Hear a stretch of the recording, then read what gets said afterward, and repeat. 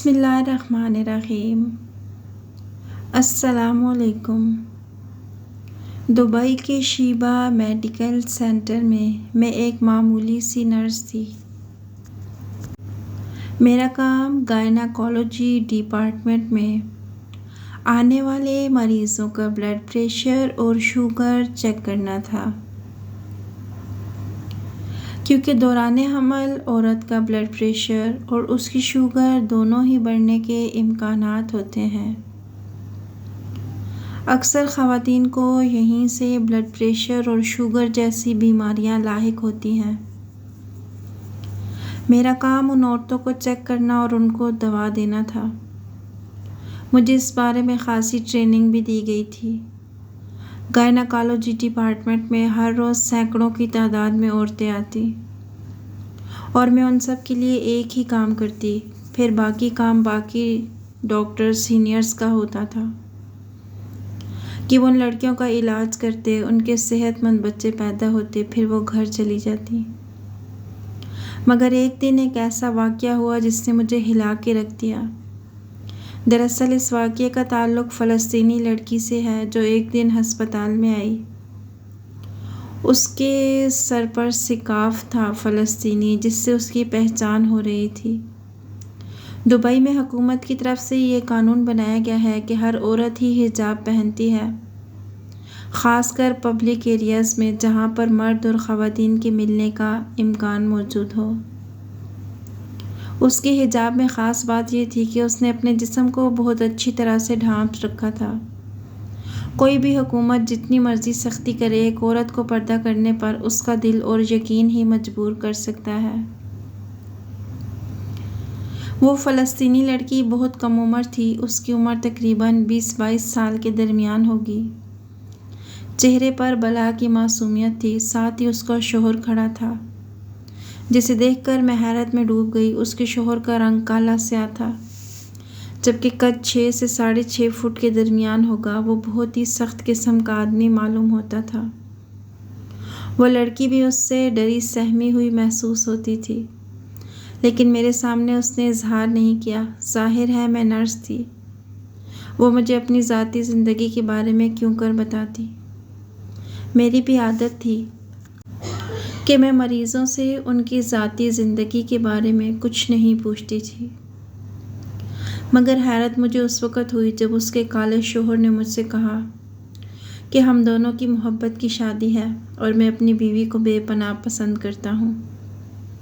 جی بہت اچھی بات ہے، میں نے مسکرا کر جواب دیا، مگر اس لڑکی کو دیکھ کر مجھے افسوس ہو رہا تھا۔ اس کے چہرے پر اداسی سی پھیلی ہوئی تھی، اس کی آنکھوں میں تیرتی نمی مجھے کچھ اور ہی بتا رہی تھی۔ ایسا لگتا تھا کہ وہ بہت پریشان ہے، لیکن میرے سامنے اپنی پریشانی کا اظہار نہیں کر رہی۔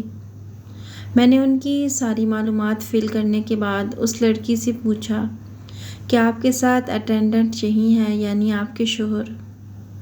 کمرے میں آپ کے ساتھ کون ہوگا؟ دبئی کے ہسپتالوں میں اس بات کا آپشن دیا جاتا ہے کہ آپ اپنے شوہر، ساس یا ماں کو اگر کمرے کے اندر لے جانا چاہیں تو لے جا سکتے ہیں۔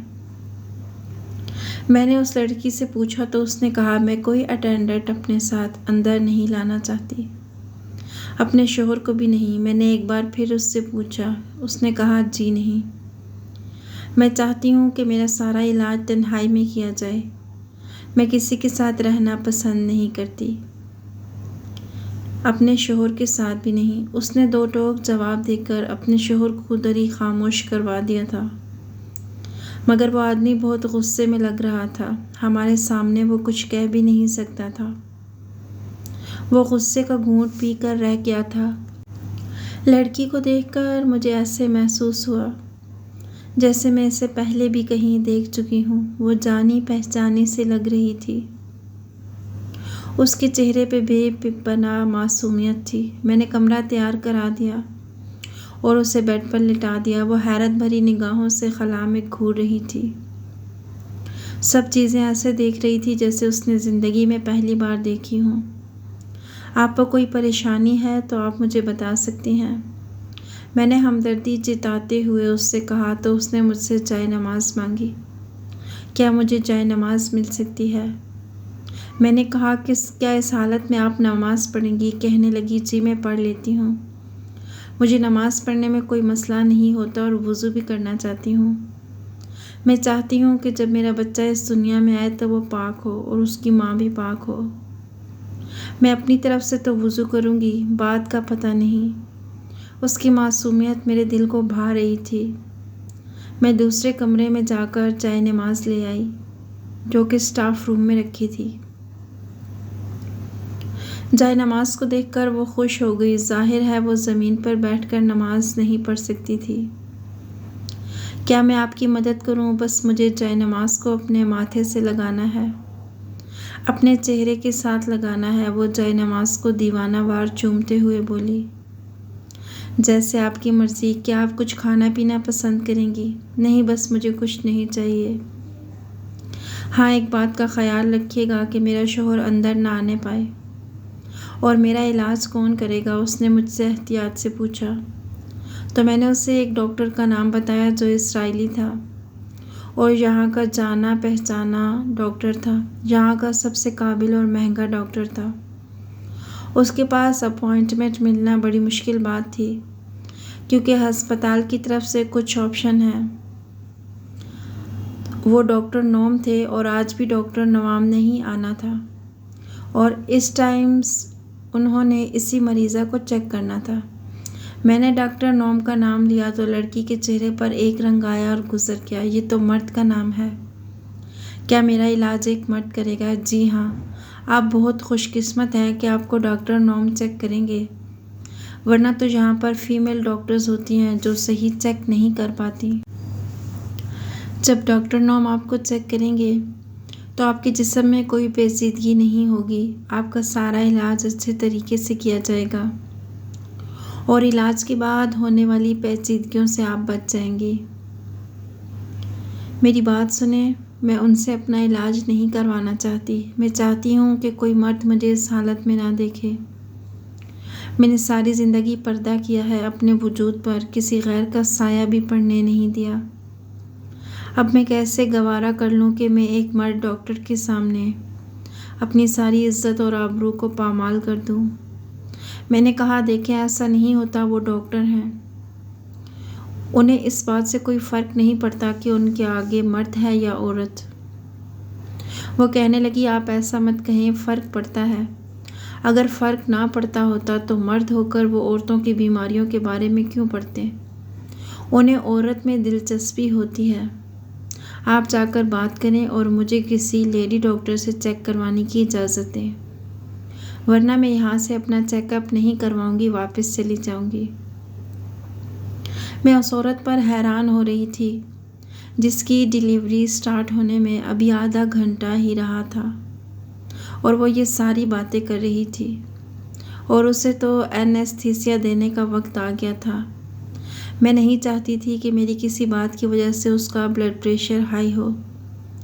میں کمرے سے نکل گئی۔ ڈاکٹر نوم کا آفس میرے سامنے ہی تھا۔ وہ ابھی ڈیوٹی پر آئے تھے اور کیس کی تیاری کر رہے تھے۔ عموماً آج تک انہیں کوئی ایسا مریض نہیں ملا تھا جس نے ان سے علاج کروانے سے انکار کر دیا ہو۔ یہاں تو آنے والی ہر عورت یا اس کا اٹینڈنٹ خود کو خوش قسمت سمجھتا اگر اسے ڈاکٹر نوم مل جائے، مگر دانیہ عجیب عورت تھی۔ میرے لاکھ سمجھانے کے باوجود بھی اس نے ڈاکٹر نوم سے علاج کروانے سے انکار کر دیا۔ میں نے ڈاکٹر نوم کو جا کر ساری کہانی بتا دی تو وہ بھی سوچ میں پڑ گئے۔ ویسے تو وہ ایک یہودی تھا، اسرائیل سے اس کا تعلق تھا، لیکن وہ بہت ہی زیادہ پروفیشنل ڈاکٹر تھا۔ ڈاکٹر نوم کے پاس آج تک ایک بھی ایسا کیس نہیں کیا تھا جس میں کوئی پیچیدگی ہو، مگر ان سب خوبیوں کے باوجود بھی دانیہ ڈاکٹر نوم سے اپنا کیس نہیں کروانا چاہتی تھی۔ میں نے ڈاکٹر نوم کو بتایا تو وہ مجھے حیرت سے دیکھنے لگا۔ کون سی مریضہ ہے؟ کیا آپ مجھے اس سے ملوا سکتی ہیں جس نے مجھ سے اپنا علاج کروانے سے انکار کر دیا؟ لگتا ہے کہ اسے نفسیاتی مدد کی بھی ضرورت ہوگی۔ یہاں پر آنے والی کسی مریضہ نے کبھی ایسا نہیں کیا تو پھر وہ ایسے کیوں کہہ رہی ہے؟ ڈاکٹر نوم کی بھی اس مریضہ میں دلچسپی غیر معمولی ہی لگ رہی تھی، ورنہ تو وہ مریضوں میں زیادہ دلچسپی نہیں لیتے تھے۔ وہ کہاں کی ہے؟ ڈاکٹر نوم نے گیلری میں چلتے چلتے مجھ سے پوچھا تو میں نے کہا اس کا تعلق فلسطین سے ہے۔ فلسطین کے شہر ہبران سے اس کا تعلق ہے اور وہ بے پناہ خوبصورت ہے، مگر ڈری ہوئی ہے۔ عجیب بات تو یہ ہے کہ اس کا شوہر حبشی ہے۔ وہ مجھے کہیں سے بھی فلسطینی معلوم نہیں ہوتا۔ لگتا ہے کہ اس کی شادی زبردستی کروا دی گئی ہے۔ مجھے اس کا شوہر کسی اور ہی ملک کا لگتا ہے، لیکن وہ اپنے قد کاٹ سے افریقن لگتا ہے۔ میں ڈاکٹر نوم کو ساری باتیں بتا رہی تھی کہ اتنے میں دانیہ کا کمرہ آ گیا۔ میں نے کمرہ کھولا تو دانیہ کی جگہ پر کوئی نہیں تھا، بیڈ خالی تھا۔ میں نے حیرت سے ڈاکٹر کو دیکھا، یہ دانیہ کہاں گئی؟ اس کا تو 30 منٹ بعد بچہ پیدا ہونے والا تھا، یہ تو بہت ہی کریٹیکل حالت میں تھی۔ پتہ کریں کہ وہ کہاں گئی ہے، ورنہ ہمارے اسپتال کی شہرت خراب ہو جائے گی۔ اگر وہ ڈر کے مارے یہاں سے باہر نکل گئی تو پتہ نہیں کیا ہوگا۔ آپ کو تو پتہ ہے آج کل میڈیا کا دور ہے، ہر خبر سوشل میڈیا کا حصہ بن جاتی ہے۔ ہمارے میڈیکل سینٹر کا ایک نام ہے، اور یہ دبئی کا اپنی طرز کا میڈیکل سینٹر ہے، جس سے صرف ہمارا ہی نہیں ہمارے ملک کا بھی نام جڑا ہے۔ ڈاکٹر نوم کو اتنا بے چین دیکھ کر مجھے بھی پریشانی ہو رہی تھی۔ میں نے کمرے میں موجود باتھ روم میں بھی دیکھا، مگر مجھے دانیہ کہیں نہیں ملی۔ دانیہ کو ڈھونڈنا میرے لیے مشکل ہو چکا تھا۔ وہ تو 9 ماہ کی حاملہ عورت تھی، اتنی جلدی کہیں بھاگ بھی نہیں سکتی تھی۔ آخر وہ کہاں جا سکتی تھی؟ مجھ پر بس حیرتوں کے پہاڑ ٹوٹ رہے تھے۔ میں نے ڈاکٹر نوم کو ساری بات بتا دی تو کہنے لگے کہ ہسپتال کے ٹیکنیشین سے کہو جلدی جلدی کیمرے چیک کرے، خاص کر اس لیبر روم کے باہر جو کیمرہ ہے اس کی ریکارڈنگ چیک کرو۔ 20 منٹ پہلے ہی تو یہ واقعہ ہوا ہے، اتنی سی دیر میں دانیہ کہاں جا سکتی ہے؟ ڈاکٹر نوم بھی پریشان تھا۔ ہم لوگ جلدی سے ٹیکنیشین کے کمرے میں پہنچے۔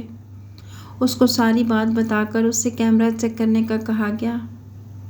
اس نے فوراً ساری ریکارڈنگز کھولیں تو ہمیں پتہ چلا دانیہ کچھ دیر پہلے ہی ہسپتال سے نکلی ہے، مگر اس کے چلنے کا انداز بڑا حیران کن تھا۔ وہ ایسے چل رہی تھی جیسے اس کے پیٹ میں بچہ ہو ہی نہیں، بلکہ وہ بچہ پیدا کر چکی ہو۔ اس کے ہاتھ میں ایک بھورے رنگ کی ٹوکری بھی تھی جس میں اس نے اپنا سامان لایا تھا۔ میں اور ڈاکٹر نوم یہ دیکھ کر چونک گئے کہ وہ بھورے رنگ کی ٹوکری اس کے پاس تھی اور وہ اسے لے کر ایسے گھوم رہی تھی جیسے کوئی 17-18 سالہ لڑکی ہو۔ میں نے اسے غور سے دیکھا۔ ہم نے کیمرے کی فوٹیج کو زوم بھی کیا، مگر ہمیں کوئی بات سمجھ نہیں آ رہی تھی۔ ڈاکٹر نوم نے بچے سے پیدا ہونے والے ابھار کے غائب ہو جانے کی طرف اشارہ کیا تو میں نے بھی دانیہ کو غور سے دیکھا۔ واقعی اب اس کا پیٹ بالکل ایک عام عورت جیسا تھا۔ ایسا لگ رہا تھا جیسے اس کے پیٹ سے بچہ غائب ہو گیا ہے۔ آخر وہ بچہ کہاں گیا؟ ڈاکٹر نوم چلاتے ہوئے بولا۔ یہ تو مجھے بھی سمجھ نہیں آئی سر، لیبر روم کے اندر کیمرہ نہیں تھا، اس لیے ہم اندر کی فوٹیج تو نہیں دیکھ سکتے، اور باقی نرسز کو میں نے ابھی کمرے میں داخل نہیں ہونے دیا کیونکہ وہ صرف آپ ہی کے کیس میں آپ کے ساتھ ہوتی ہیں۔ ڈاکٹر نوم بری طرح چونک چکے تھے کہ دانیہ نے بچہ کیسے پیدا کیا اور بچہ کہاں گیا۔ ہمیں اس بات کا کچھ پتہ نہیں تھا۔ ہم لوگوں نے دوبارہ جا کر لیبر روم کو اچھی طرح چیک کیا۔ نہ ہی وہاں پر وہ بھورے رنگ کی ٹوکری تھی، نہ اس کا بچہ اور نہ دانیہ۔ مزید تفتیش کرنے پر ہمیں یہی پتہ چلا کہ دانیہ ہسپتال سے 1:30 پر نکل چکی تھی اور اب ہم بس اسے ڈھونڈ ہی سکتے تھے۔ ڈھونڈنے کا علاوہ ہمارے پاس کوئی راستہ نہیں تھا، مگر خوش قسمتی سے فوٹیج دیکھی تو پتہ چلا کہ دانیہ ہسپتال سے نکلنے پر قریبی مسجد کی طرف بڑھی تھی۔ یہ بڑی عجیب سی بات تھی، ایسی حالت میں کسی بھی عورت کو مسجد میں نہیں جانا چاہیے۔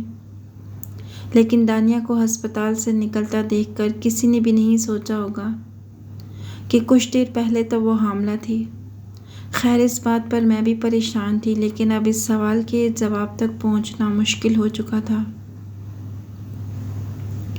ہم نے دانیہ کو مسجد کی طرف جاتے تو دیکھا، لیکن مسجد میں جا کر پتہ کرنے پر معلوم ہوا کہ وہ یہاں نہیں ہے۔ یہ مسجد سے زیادہ ریسٹ ایریا سمجھا جاتا تھا۔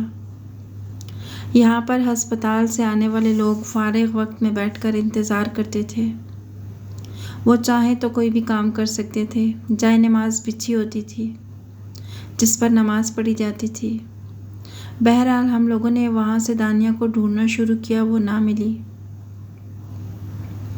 یہی سب کرتے کرتے 2 بج گئے۔ اب میری چھٹی کا وقت ہو چکا تھا، مجھے نکلنا بھی تھا۔ اس لیے میں نے سوچا کہ اگر راستے میں دانیہ ملی تو میں اس سے بات ضرور کروں گی، کیونکہ میرے خیال میں تو دانیہ کو کہیں نہیں جانا چاہیے تھا اور وہ آس پاس ہی ہوگی۔ اس حالت میں تو وہ زیادہ دور بھی نہیں جا سکتی تھی۔ میرے خیال میں وہ قریب ہی تھی، اور پھر وہی ہوا جو میں نے سوچا تھا۔ ہسپتال کے باہر کیفے سے پانی کی بوتل لیتے ہوئے میری نظر سامنے پڑی دانیہ پر۔ دانیہ اپنی بھوری ٹوکری کے ساتھ وہیں کھڑی تھی۔ پھر وہ ایک گاڑی میں بیٹھ رہی تھی۔ میں بھاگتی ہوئی اس گاڑی کے پاس پہنچی۔ دانیہ نے مجھے دیکھ کر عجیب سی صورت بنائی اور گاڑی میں بیٹھنے لگی۔ میں نے معذرت کر کے اس سے کہا کہ میں آپ سے 2 منٹ بات کرنا چاہتی ہوں۔ تو دانیہ کہنے لگی، آؤ گاڑی میں بیٹھ جاؤ۔ میں نے آؤ دیکھا نہ تاؤ، گاڑی میں بیٹھ گئی۔ یہ بھی نہیں سوچا کہ دانیہ کہاں جا رہی ہے۔ میں اس کے ساتھ گاڑی کی پچھلی سیٹ پر بیٹھ گئی۔ آپ کہاں جا رہی ہیں؟ میں نے پوچھا۔ ہسپتال سے آپ کیسے نکلیں؟ کیوں آپ کو ڈاکٹر نوم کا گاہک چلے جانے پر افسوس ہو رہا ہے؟ نہیں، مجھے کیوں افسوس ہوگا؟ دکھ تو اس بات کا ہے کہ آپ نے تو فیس بھی بھر دی تھی اور پھر آپ نے وہاں سے اپنا کیس بھی نہیں کروایا۔ ہم لوگ آپ کے لیے بہت پریشان تھے۔ دانیہ کہنے لگی، پریشان تھے یا حیران تھے؟ اس کی ایک ایک بات مجھے چبھ رہی تھی۔ ظاہر ہے ہمیں دانیہ کے وہاں سے چلے جانے کا بھرپور تجسس تھا، پر اس وقت بھی وہ ایسے بیٹھی ہوئی تھی جیسے اس کا بچہ پیدا ہی نہیں ہوا۔ میں نے اسے غور سے دیکھا تو اس کے پاس بچہ بھی نہیں تھا۔ کوئی ماں اپنے بچے کے بغیر اتنی مطمئن کیسے ہو سکتی ہے؟ پھر مجھے خیال آیا شاید بچہ اس کے پاس بھوری ٹوکری میں موجود ہوگا۔ میں نے ٹوکری کی طرف دیکھا تو دانیہ نے مسکراتے ہوئے وہ ٹوکری میرے سامنے رکھ دی۔ میں نے دیکھا تو ٹوکری خالی تھی۔ دانیہ کہنے لگی، تم یہی سوچ رہی ہوگی نا کہ میں نے بچہ ٹوکری میں رکھ لیا، مگر اصل بات تو یہ ہے کہ اس ٹوکری میں کچھ بھی نہیں، بس اس میں چھوٹا موٹا سامان ہے جو میرے استعمال کا ہے۔ تو پھر آپ کا بچہ؟ دانیہ کہنے لگی، بتاتی ہوں تمہیں ساری بات، لیکن تم پہلے میرے گھر چلو، میری پوری بات سنو اور مجھ سے ایک وعدہ بھی کرو۔ کیسا وعدہ؟ میں اچھی طرح جان چکی تھی کہ دانیہ کوئی بری لڑکی نہیں تھی، نہ ہی مجھ سے کوئی غلط شرط منوائے گی۔ ظاہر ہے اس نے مجھ سے کچھ اچھا ہی کہنا ہوگا۔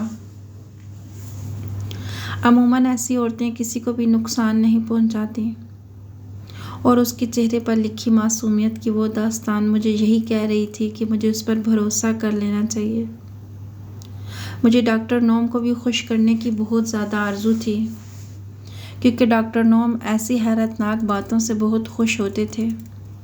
جب بھی انہیں کوئی نئی معلومات ملتی تو وہ بہت خوش ہوتے اور اس شخص کو اپنا پسندیدہ مانتے تھے جس کے پاس کوئی ایسا علم ہو جو انہیں پہلے سے معلوم نہ ہو۔ ڈاکٹر نوم کے تجسس کو پایہ تکمیل تک پہنچانے کے لیے مجھے دانیہ کی ہر بات ماننا تھی اور اس کی ہر شرط کو بھی پورا کرنا تھا۔ میں نے اس سے وعدہ کر لیا کہ میں تم سے کیا گیا وعدہ ضرور پورا کروں گی۔ تب اس نے خوش دلی سے مجھ سے اپنا ہاتھ ملایا اور کہنے لگی، پھر تمہیں میرے گھر چلنا ہوگا۔ میں تمہیں چائے پلاؤں گی اور تمہارا شکریہ بھی ادا کرنا چاہتی ہوں کہ تم نے میرے غصے کا جواب غصے سے نہیں دیا، بلکہ تم ڈاکٹر نوم سے بات کرنے کے لیے ان کے آفس میں چلی گئی۔ بس اسی وقت میں وہاں سے نکل کر باہر آ گئی۔ تم اپنے بچے کو خدا کے پاس رکھا ہے کیا؟ ہم سبھی اللہ کی امانت ہے، ہماری جان اسی کے پاس جائے گی۔ پھر تم نے اس بچے کا کیا کیا؟ وہ کہنے لگی، پہلے میرے گھر تو چلو تو ساری بات بتا دوں گی۔ اس کا گھر قریب ہی تھا مگر اتنا بڑا نہیں تھا۔ تمہارا شوہر کہاں گیا؟ کہنے لگی، سارے سوال یہیں کرو گی؟ چلو میرے گھر، میں تمہیں چائے پلاؤں گی اور پھر تمہارے سارے سوالوں کا جواب دے دوں گی۔ پھر ہم اس کے گھر میں داخل ہوئے تو مجھے بہت سکون سا محسوس ہوا۔ دانیہ نے چائے لائی اور پھر مجھے کہنے لگی کہ میرا شوہر بہت دھوکے باز آدمی نکلا ہے۔ میں نے اس سے محبت کی شادی کی تھی۔ ہم دونوں کی ملاقات امریکہ کی ایک یونیورسٹی میں ہوئی۔ ہم دونوں ہی وہاں پر پڑھ رہے تھے۔ ہماری پڑھائی کے بیچ میں نہ جانے کب محبت اور دوستی نے قدم رکھا۔ میں تو اپنے ایمان کو زیادہ طاقتور سمجھتی ہوں اور زیادہ اہمیت دیتی ہوں۔ میں نے ابراہیم سے کہا کہ اگر تم مجھ سے شادی کرنا چاہتے ہو تو تمہیں اپنا مذہب چھوڑ کر میرا مذہب قبول کرنا ہوگا۔ میں تم پر زبردستی نہیں کرتی، لیکن میرے لیے مذہب زیادہ ضروری ہے، میں اسے چھوڑ نہیں سکتی۔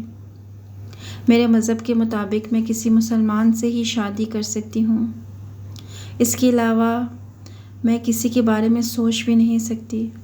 پھر ابراہیم نے مجھے یقین دلایا کہ وہ میرے مذہب کو اپنانے کے لیے تیار ہے، کیونکہ وہ یہ بات جان چکا ہے کہ اسلام ایک عظیم مذہب ہے جس کی پیروی سبھی کو کرنی چاہیے۔ میں ابراہیم کی باتوں سے اور اس کے وعدوں سے بہت زیادہ متاثر ہوئی اور میں نے اس سے شادی کر لی۔ شادی میں نے اپنے ماں باپ کی مرضی سے کی، لیکن میرے ماں باپ اتنے خوش نہیں تھے۔ میں ان کی دعاؤں اور برکتوں سے محروم رہ گئی۔ پھر میں نے ابراہیم کے ساتھ اپنی زندگی بسانا شروع کر دی۔ جب میں امید سے ہو گئی تو اس کا رویہ رفتہ رفتہ بدلنے لگا، اور کل جب ہمارا بچہ اس دنیا میں آنے والا تھا تو ابراہیم نے مجھ سے کہا کہ وہ میرے سامنے ایک انکشاف کرنا چاہتا ہے کہ وہ کبھی دل سے مسلمان نہیں ہوا تھا، بلکہ وہ ہمیشہ سے عیسائی ہی ہے۔ اس نے عیسائیت کو کبھی نہیں چھوڑا اور آج بھی وہ عیسائیت کو ہی مانتا ہے۔ مجھے حاصل کرنے کے لیے اس نے مسلمان بننے کا ناٹک کیا تھا، جو کہ اب بچہ پیدا ہونے پر ختم ہو جائے گا، کیونکہ وہ یہی مانتا ہے کہ حضرت عیسیٰ علیہ السلام خدا ہیں اور میں جس خدا کو مانتی ہوں وہ سچا نہیں۔ مجھے ابراہیم کی باتوں سے بہت دکھ پہنچا تھا۔ میں سوچ بھی نہیں سکتی تھی کہ وہ میرے ساتھ اتنا بڑا دھوکہ کرے گا۔ اس نے کہا کہ تم مسلمان ضدی ہوتے ہو، جس سے بھی شادی کرتے ہو اسے اپنے مذہب پر لے آتے ہو۔ میں ایسا نہیں کروں گا۔ میں نے اس سے کہا تمہیں یہ بات مجھے شادی سے پہلے کہنی چاہیے تھی تو میں تم سے شادی ہی نہ کرتی، مگر کسی کے ساتھ جھوٹ بول کر ایسے کرنا بہت غلط بات ہے۔ ابراہیم سے میری اسی بات پر لڑائی تھی، مگر وہ بار بار اس بات کو ثابت کرنے کی کوشش کر رہا تھا کہ اب ہمارا بچہ ہو جانے سے ہمارا تعلق مضبوط ہو جائے گا اور ہم ایک دوسرے کو کبھی نہیں چھوڑیں گے۔ میں نے ابراہیم سے کہا کہ میں تمہارے اس بہکاوے میں کبھی نہیں آؤں گی۔ اس بچے کے پیدا ہونے کے بعد میں تم سے علیحدگی اختیار کر لوں گی۔ ابراہیم نے مجھ سے کہا تم ایسا کر کے مجھے دکھا دو تو وہ بچہ ہمیشہ کے لیے تمہارا ہو جائے گا۔